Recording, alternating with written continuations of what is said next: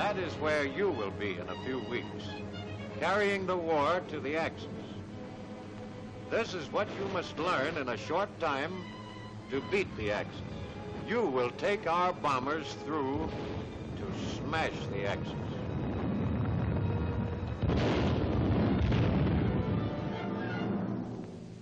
You, and you, and the guy sitting next to you, and you, and you, and you. Every man in gunnery school must want to be a gunner. Otherwise, he'll waste his time and ours.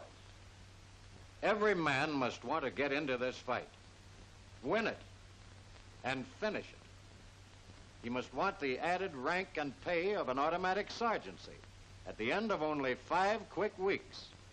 He must want his badge of courage and skill, the gunner's wings, which prove him a flying fighter. You'll be wondering exactly what you will do in gunnery school. When you first report, you'll be assigned to a small group of men called a flight. After one big assembly of all of you, each instructor will collect his flight and call the roll. Jefferson. Here. Jones. Here. Lamano. Here. Pulaski. Here. The same instructor will stay with you throughout your training. He is the boss. He will take charge of every hour of your training. His job is not to pass you or eliminate you, but to teach you. To see that as far as possible, every man in the flight understands his job and becomes a first-class gunner. Your instructor will report on the progress of each hour spent by each man. A daily progress sheet will record his report on your work hour by hour. You will be wondering what the hours on this chart stand for, what you will be studying during the time to come.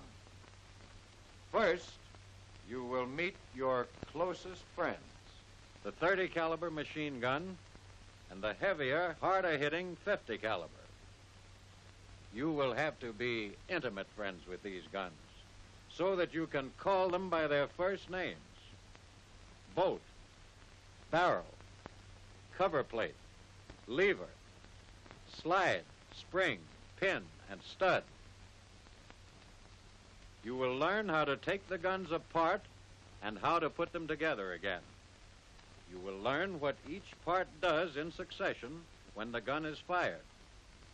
You will learn what to feed small guns and big guns, and how to doctor them when their digestion goes bad. And after you know your guns and what happens when the trigger is pulled, you will learn about the path of a bullet's flight. Now, the instructor will show you that a bullet flies a curved path. And you will have to find out why if you want to shoot straight. The problem of hitting a target with a bullet that drops and drifts will bring you to the question of sights. You will make the acquaintance of ring and bead sights and reflective or optical sights. Your introduction to sights will bring you to problems of sighting at a moving target. A gunner uses his sight to figure how much faster or slower than himself an attacker is flying. The instructor will show you how to estimate the apparent speed of an enemy by how long he takes at a given range to fly across part of your sight. During these same beginning hours, you must get the feel of your finest aerial gun platform, the power-driven turret. For several nights, you will have a chance to get used to different kinds of turrets mounted on test stands. You will move the guns as if you were tracking an enemy fighter. The feel of the controls will become easy and natural. Later in the course, you will have to learn how these turrets are put together and how to install the guns. Turret manipulation brings you closer to fighting in the air. The bombers which carry these turrets fly at high altitudes, where the air is cold and thin. A medical officer will tell you what clothes and equipment keep you fit to fight high upstairs. Up with these bombers, in your turret, on constant alert over long hours, your fellow crew members depend on your being strong and fit. You will have the chance to prepare yourself for this, too, in gunnery school. By this time, you will be ready to start firing guns at moving targets. First, with a BB machine gun at an indoor range, you will begin to learn how to aim ahead of your target if you want to hit it. Then, outdoors on the skeet range, with 12-gauge shotguns, tracking and leading the target will become instinctive. Your first experience firing a machine gun will be on the malfunction range. Something will at once go wrong with your gun, and you will be expected to figure out what is wrong each time your gun jams or stops firing. Don't worry, you'll find the answer. You'll spend a few evenings cleaning and adjusting the guns that other classes fired during the day until you know a machine gun better than its mother does. When you fire these guns at aircraft or at surface vessels, you've got to be sure you're firing at an enemy. So you have to study enemy silhouettes, and with aircraft, learn their wingspans, so as to judge their distance from you by how much of your gun sight they fill. This is one of the most important things you must master here at school: estimation of range. For instance, when the wings of a Messerschmitt 109 fill so much of your ring sight, the fighter is coming into range. But if this were a twin-engine fighter with a bigger wingspan, he would be too far away to shoot at. Estimation of the range of an airplane, its apparent speed, and the right lead to give it are three of the four chief parts of accurate shooting. The fourth is harmonization of the gun with the sight. You sight your target along a straight line. Your bullet fired in the same direction will not fly straight. It will drop below the target.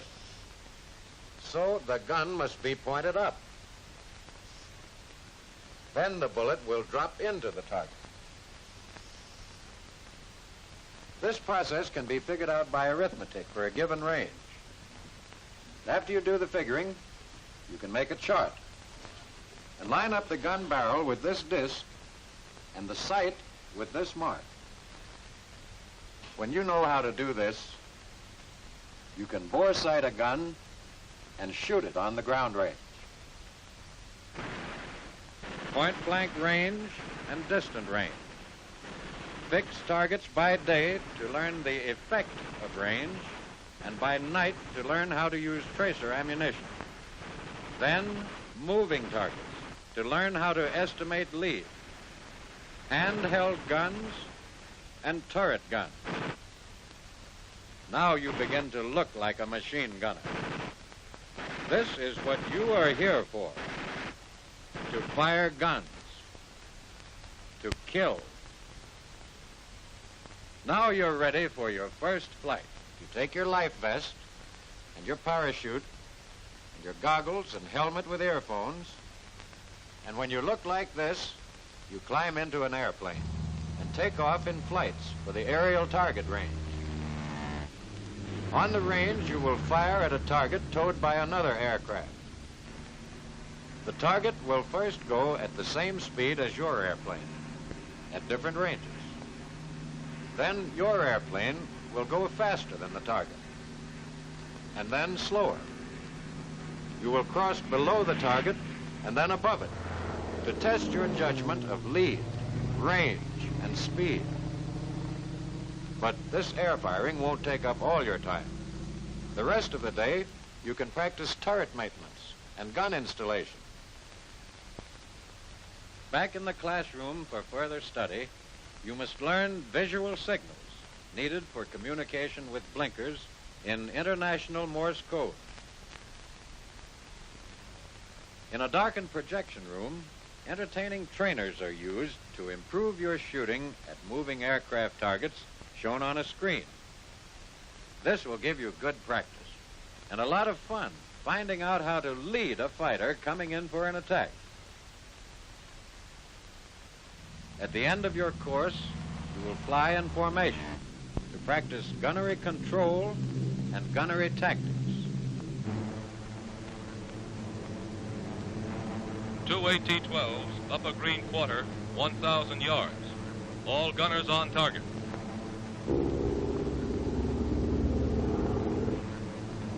Attack closing, range 800 yards. Stand by for left turn.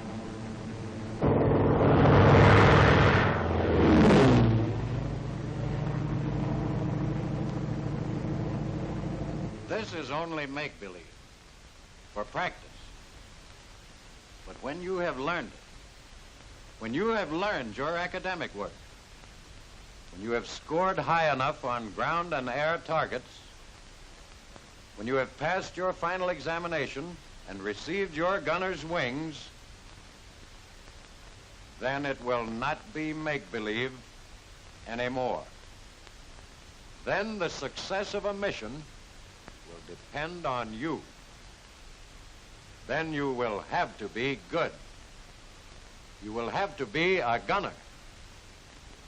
Whether you will be or not is up to you in the next few short weeks here.